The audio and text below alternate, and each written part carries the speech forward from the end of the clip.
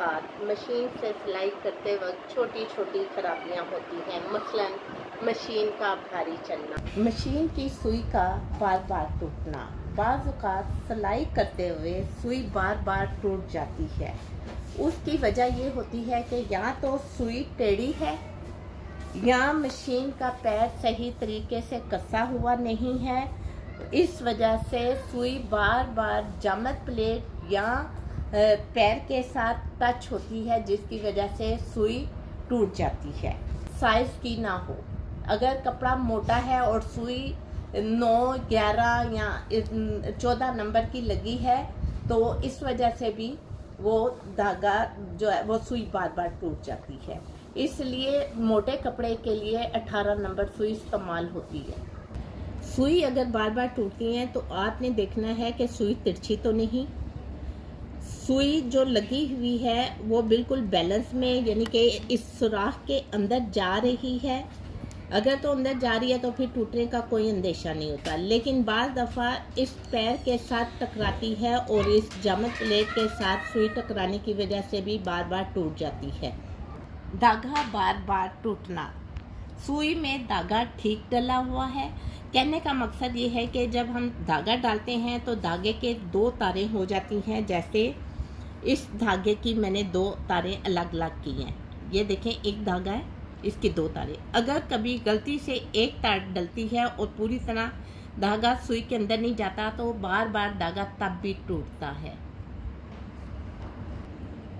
अगर सुई तिरछी या टेढ़ी हो तो तब भी धागा बार बार सुई तोड़ती है। और अगर सुई का ये नोक में कोई प्रॉब्लम हो जाए, ख़राब हो जाए, तो तब भी धागा बार बार टूटता है।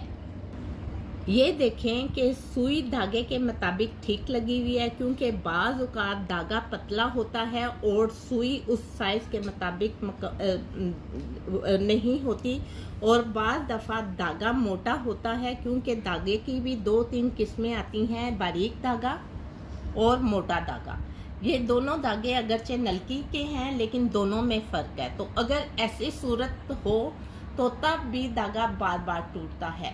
फिर ये भी है कि अगर शटल की डब्बी के अंदर जो फिरकी लगाई हुई है, अगर उसमें धागा मोटा और ऊपर पतला है तो तब भी धागा जो है वो बार बार टूटेगा। अगर दोनों इतराफ यानी कि फिरकी के अंदर और नलकी के ऊपर एक सा धागा है तो फिर धागा नहीं टूटेगा, लेकिन अगर ऊपर धागा मोटा है और नीचे भी पतला है तो तब भी धागा टूटता है। धागा कसने वाला पुर्जा बहुत ज़्यादा टाइट तो नहीं है, क्योंकि अगर ये पुर्जा टाइट हो तो धागा यहाँ से मुश्किल से निकलता है और उसकी वजह से भी धागा टूटता है। अगर धागा कसने वाले पुर्जे और शटल की डब्बी के अंदर से निकलने वाले धागा एक जैसा हो तो फिर भी धागा नहीं टूटता। फिरकी का धागा खींच कर निकलना, फिरकी की डब्बी देखें कि फिरकी की डब्बी सख्त तो नहीं या फिरकी उसके मुताबिक बहुत ज़्यादा टाइट तो नहीं। अगर फिरकी के अंदर शटल की डब्बी के अंदर फिरकी फंस रही है तो इसका मतलब है तब भी धागा खींच कर निकलेगा। अगर ये रवां है तो इसका ये देखें, अगर ये रवां है तो ये आसानी से धागा निकलता है। मशीन का टॉप करना, यानी ये देखना कि जब टांका हम सिलाई लगाते हैं तो एकदम टांका छोड़ देती है तो उसको हम कहते हैं मशीन का टॉप करना। मशीन में देखें कि धागा बिल्कुल ठीक डला हुआ है। उसका छोटा बड़ा करने वाला पुर्जा ये वाला छोटा बड़ा यानी कि टांका छोटा बड़ा करने वाला पुर्जा एग्जैक्ट अपनी कंडीशन में है या उसी पॉइंट पे है जिस पर होना चाहिए। ठीक है, अगर ये तो बिल्कुल अपनी जगह पे है तो फिर इसका मतलब है कि यहाँ कोई प्रॉब्लम नहीं है।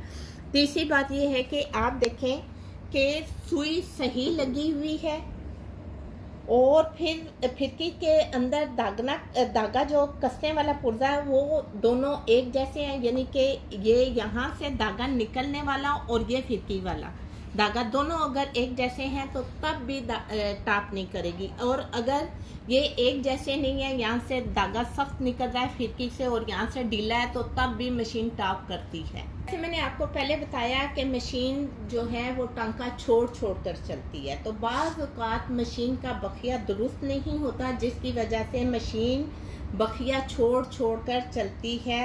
बाज़ दफ़ा सुई की नोक जो है वो ठीक नहीं होती, तब भी वो बखिया छोड़ छोड़ कर चलती है। कभी ऐसा होता है कि धागा सुई की मुनासिबत का ना हो, यानी कि जैसे मैंने आपको पहले बताया कि धागा यहाँ तो बहुत पतला होगा, यहाँ मोटा होगा, तो उसकी वजह से भी मशीन धागा छोड़ छोड़ कर चलना शुरू हो जाती है।